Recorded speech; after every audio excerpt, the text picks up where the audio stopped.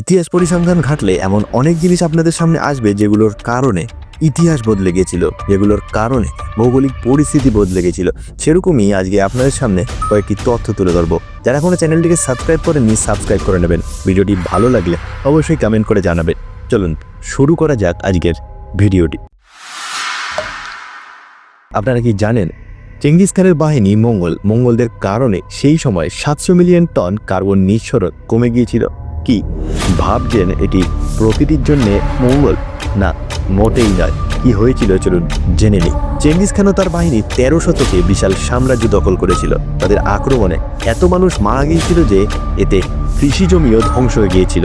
এর ফলে 700 million ton carbon কমে গিয়েছিল, যা আধুনিক যুগে কার্বন হ্রাসের অন্যতম কারণ হিসাবে দেখা হয়। আমরা জানি মিশরের সব থেকে পুরনো পিরামিডটির নাম হলো গিজার পিরামিড, কিন্তু আমরা জানি না এই পিরামিডটি সব থেকে পুরনো নয়।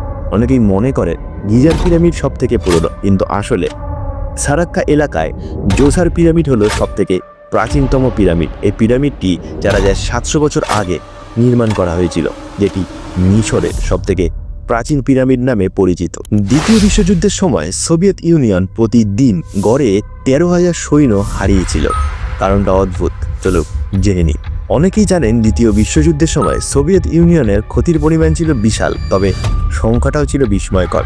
1941 থেকে 1945 সালের মধ্যে তাদের মোট 27 মিলিয়ন মানুষ মারা যায়, যার মানে প্রতিদিন প্রায় 13,000 করে সৈন্য হারিয়েছেন তারা। এই তথ্যটা আরও বিস্ময়কর। 1917 সালে একদিনে 4 লক্ষ আমেরিকান গাড়ি কিনেছিল। ফোর্ড নামের একটি কোম্পানি যখন তাদের সস্তার গাড়ি টি মডেল বের করে, তার এটির দাম ছিল $260। এই দামে গাড়ি কেনার জন্য ভিড় পড়ে। 1917 সালে একদিনে 4 লক্ষ গাড়ি বিক্রি করেছিল ফোর্ড কোম্পানি, যেটা সর্বোচ্চ এবং ব্যক্তিগত গাড়ি কেনার রেকর্ডকে ছাপিয়ে যায়। 1815 সালে ইন্দোনেশিয়ায় একটি আগ্নেয়গিরি পুরো বিশ্বকে ঠান্ডা করে দিয়েছিল। অদ্ভুত তথ্যটা, ইন্দোনেশিয়ার মাউন্ট টেম্বোরা নামে একটি আগ্নেয়গিরি বিস্ফোরণ এতটাই বিশাল ছিল যে 1816 সালে দ্য উইন্টার উইদাউট সামার বা গ্রীষ্মহীন বছর বলে আখ্যা দেওয়া হয়েছিল। পৃথিবীর তাপমাত্রা 3 ডিগ্রি কমে গিয়েছিল, যা আমেরিকা এবং পার্শ্ববর্তী দেশের পক্ষে দুর্ভিক্ষের কারণ হয়ে উঠেছিল। The great wall of China, চীনের প্রাচীর, সকলেই আমরা চিনি। চীনের প্রাচীর নির্মাণ করতে গিয়ে 10 লক্ষ শ্রমিক মারা গিয়েছিল। এদের মধ্যে অনেকে সরাসরি চীনের প্রাচীরের মধ্যেই কবর দিয়ে দেওয়া হয়েছিল।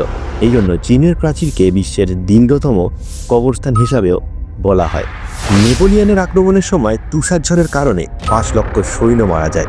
1812 সালে নেপোলিয়নের নেতৃত্বে ফরাসি বাহিনী রাশিয়া আক্রমণ করে, কিন্তু প্রচণ্ড শীতের কারণে 10% সৈন্য বেঁচে ফিরতে পারেনি। প্রায় 5 লক্ষ সৈন্য ঠান্ডা এবং খিদায় মারা যায়।